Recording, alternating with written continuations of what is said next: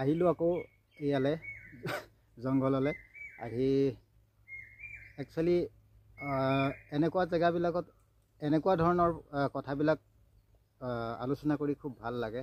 নিজান হয়, কোনো হাই হুলস্থুল নাই, কোনো কথা হেৰি নাই। মাত শুনিলে অকল চৰাই চিৰিকটি, মৌৰা চৰাই এনেকুৱা ধৰণৰ মাত শুনিব পাৰিব। মানে বিশেষকৈ কথাটো আজি মই পটককৈ বিশেষকৈ মই ভণ্টি বুলি এজনী পাতি লৈছিলোঁ এটা জেগাত। তেখেতৰ কি এতিয়া আকৌ তাৰ মানে এনেকুৱা এটা মই বহুত দিন আজি বহু হেৰি হ'ল বাৰু পোৱা নাছিলোঁ। তাৰপিছত হঠাৎ পালোঁ, পাই মানে হেৰি হ'ল কথা পাতিলে। মই সুধিলোঁ কি হ'ল, মানে খবৰ খাতি নাই দেখোন ভণ্টি। অঁ দাদা আপুনি ক'ত লুকাই আছিলে? বোলে মোৰ ডাঙৰ এটা প্ৰব্লেম হৈ গ'ল, ডাঙৰ সমস্যা মোৰ ওচৰতে কান্দি আছে। মানে কি মই এটা সিদ্ধান্ত ল'লোঁ, মানে সেই কথাটো মই বিশেষকৈ জনা নাছিলোঁ। কি হ'লনো বুলি ক'লোঁ। বোলে মই ঘৰলৈ ঘূৰি গুচি আহিলোঁ হাজবেণ্ডৰ ওচৰৰ পৰা। কিহৰ কাৰণে? তেতিয়াই কৈছে বোলে এনেকুৱা তেনেকুৱা। মই বোলে ছোৱালীজনী বহুত ভাল, মানে বহুত শান্ত ছোৱালী, শিক্ষিত ছোৱালী, আৰু মানুহক সন্দেহ কৰিব নাজানে বা মানুহক বেলেগ এটা ভাৱ লৈ কথা পাতিব নাজানে। মানে নিজৰ হাজবেণ্ডৰ বাদে বেলেগক, মানে কোনোবা এজন মতা মানুহক যে মই এনেকুৱা ধৰণৰ কথা পাতিম, ভাল গোপনীয় কথা পাতিম, তেনেকুৱা ছোৱালী কোনো নহয়। মানে তেনেকুৱা। আৰু তাৰ ককাই ভাই নাই, বিশেষকৈ ছোৱালী আছিলে। তাৰপিছত ঘূৰি আহিলোঁ বুলি কওঁ, কিহৰ কাৰণে? তেতিয়া মানে মোক ক'লে, দাদা এটা কথা হ'ল এনেকুৱা ধৰণৰ, মানে মই তাক সন্দেহ কৰা নাছিলোঁ, ইমান ভাল বুলি ভাবিছিলোঁ, ইমান মৰম কৰিছিলোঁ, ইমান সংসাৰখন ধুনীয়াকৈ চলি আছিলে। হঠাৎ বোলে মানুহজনে আকৌ এজনী লৈ গুচি আহিলে নহয়। বোলে লৈ আহিলে, ঘৰলৈ লৈ অহাৰ পিছত মইতো হতভম্ব হৈ গ'লোঁ। তাৰপিছত ঘৰলৈ ফোন কৰিলোঁ, ঘৰলৈ ফোন কৰিলোঁ। মাহঁতে আহিলে, আহি মানে মোক থাকিবই নিদিলে আৰু। বোলে থাকিব নিদিলে, মোক তাৰপৰা লৈ গুচি আহিলে নহয় ঘৰলৈ। আৰু এতিয়া মানে যাবলৈ মোৰ মন নোযোৱা হ'ল, আৰু মানে ইচ্ছাও নোযোৱা হ'ল। এনেকুৱা এজন মানুহ ইমান ভাল বুলি ভাবিছিলোঁ, ইমান মৰম কৰিছিলোঁ, মানে তাক একো এটা সন্দেহ কৰা নাছিলোঁ, সেনেকুৱা ধৰণৰ কথা মই ভবাই নাছিলোঁ। তাৰপিছতো সি পটককৈ এনেকুৱা এটা সিদ্ধান্ত কিয় ল'লে? মানে তেতিয়া মই মানে কৈছোঁ, হয়তো কিবা তোমাৰ পৰা অসুবিধা নিশ্চয় পাইছিলে চাগে। তেতিয়া কৈছে, মোৰ পৰা অসুবিধা পাবলৈ এটাই কথা আছিলে, মোৰ বিশেষকৈ বেমাৰ এটা লাগি আছিলে। বেমাৰটো বিশেষকৈ পাথৰ হৈছিলে, মানে এপেণ্ডিক্স পাথৰ হৈছিলে। সেই তাতে মানে অলপ টকা পইচা খৰচ হৈ আছিলে, আৰু সেইটো কাৰণে সি অশান্তি পাইছে যদিও মই সেইটো কথা নাজানো। আৰু এজনী মানুহক বিয়া পাতি নিয়াৰ পিছত সম্পূৰ্ণ দায়িত্ব তাৰ হয়, এজন মতা মানুহ হয়। কোনোবাইতো চাবলৈ নাহে, কোনোবাইতো তাৰ মাইকীজনী কোনোবাইতো কিবা কৰি নিদিয়ে, ইলাজ কৰি নিদিয়ে, চিকিৎসা কৰি নিদিয়ে, ভাল কৰি নিদিয়ে। নিজেই ভাল কৰিব লাগিব, আৰু নিজৰে মাইকী, আৰু সেই মাইকীজনীয়ে তোমাক ভাল হোৱাৰ পিছত শুশ্ৰূষা কৰিব, সময়ত ভাত দিব, সময়ত পানী দিব, সময়ত যি কৰিব লাগে তাকে কৰিব। গতিকে সেই মাইকীজনী ল'ৰাই অহাৰ পিছতেই ছোৱালীজনী ঘৰলৈ গুচি আহিলে। গুচি অহাৰ পিছত কি কৰিলে, যিজনী পলুৱাই লৈ গুচি আহিছিলে মাইকী, সেইজনীকো ঘূৰাই লৈ গুচি গ'ল একেদিনাই।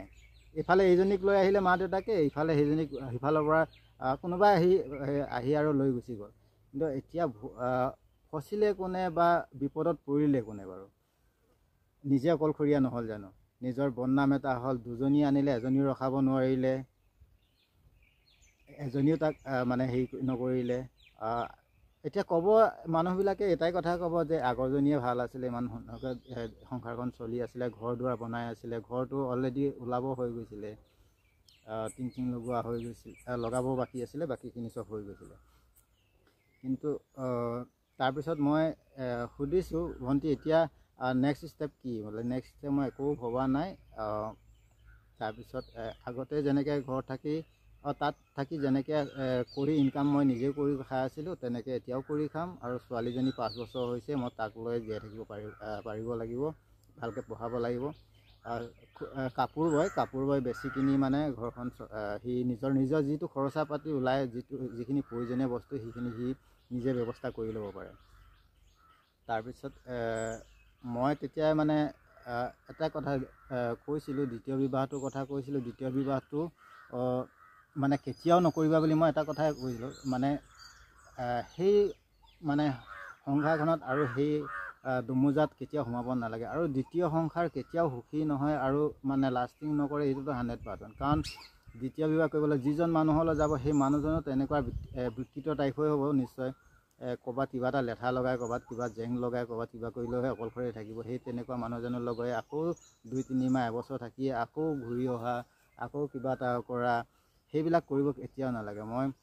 মই একচুৱেলি এই দ্বিতীয় বিবাহটো একদম ছাপোৰ্ট নকৰোঁ। আৰু হয় কিবা বন্ধু বান্ধৱ ওলালে কেতিয়াবা ভাল বন্ধু এজন পাতি ল'লে সেইটোও বেলেগ কথা, বা কিবা এটা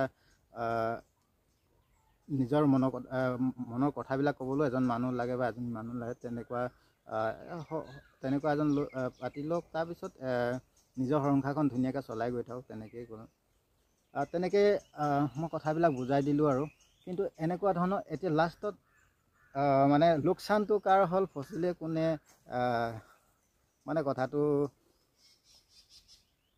মই নিজেও মানে ভাবিলে হাঁহো কি মই আগৰজনী থকা স্বত্তেও পটককৈ যদি বেলেগ এজনী অনা বুলি ক'লে মানে সেই কথাটোতো কোনো সিদ্ধান্ত মানে কি সহ্য কৰিবতো নোৱাৰে। নিজৰ মাইকীজনীয়েতো নোৱাৰেই, বা মতা মানুহ ক্ষেত্ৰত হ'লেও সেই মতা মানুহটো মাইকীজনী যদি ওচৰতে গাঁৱতে ক'ৰবাত বেলেগ এটালৈ গুচি গৈছে, সেইটোতো কেতিয়াও সহ্য কৰিব নোৱাৰে। লাগিলে বেলেগ এটা পৰ্যায়লৈ গুচি যাব কাণ্ডবিলাক, তথাপিতো সেইটো হ'বলৈ কেতিয়াও নিদিয়ে। কিন্তু হয় বন্ধু বান্ধৱৰ লগত কথা বতৰা থাকে বা কিবা থাকে, সেইবিলাকতো বেলেগ কথা। এই তাইৰ ভাগতো সেইটোও নাছিলে। অকল এটা বেমাৰ, মানুহৰ বেমাৰ হয়, জীৱ হয়, যিকোনো জীৱৰে বেমাৰ হয়, যিকোনো হেৰিয়ে বেমাৰ হয়। বেমাৰটো ঠিক কৰিবলৈ ডক্তৰ আছে, মেডিকেল আছে, এইবিলাক আছে। ভাল কৰিব লাগিব। তোৰ হাত দুখন আছে, হাত দুখনে কৰ্ম কৰিব লাগিব, তেতিয়াহে মাইকীজনীক ভালকৈ চাব পাৰিবি। সেইটো কাৰণে যদি মাইকীজনী অকল বেমাৰী হৈ থাকক বুলি তই বেলেগ এজনী আনিবি, সেইজনী যে বেমাৰ নহ'ব কিবা মানে আছে নেকি? হয়তো সেইজনী আৰু ঘূণীয়া হ'ব পাৰে। গতিকে সেই সিদ্ধান্তবিলাক সদায় ভাবি চিন্তি ল'ব লাগে। আৰু মানে কিবা বজাৰৰ পৰা কিনি অনা গৰু গাহৰি বা বস্তা কিবা সেইবিলাক নহয় মাইকী এজনী যে তোমাৰ অলপ বেমাৰ হ'ল বুলিয়ে পেলাই দিম, বা গাহৰিজনী বয়স হ'ল বেছি দিওঁ, বস্তাটোত এটা গেলা আলু ওলালে গোটেই বস্তাটোকে পেলাই দিওঁ, তেনেকুৱাতো নহয়। গতিকে এইবিলাক সিদ্ধান্ত হঠাৎ ল'লে নিজে বিপদত পৰিবলগীয়া হয়। গতিকে কাহিনীটো কেনেকুৱা লাগিলে আপোনালোকে জনাবলৈ নাপাহৰিব কমেণ্ট কৰি, আৰু লাইক কৰিব, শ্বেয়াৰ কৰিব আপোনাৰ লগৰ বন্ধুৰ লগত, আৰু ফ'ল'টো কৰিব। আৰু একেবাৰে ফ্ৰী আছে, পইচা দিব নালাগে। Thank U.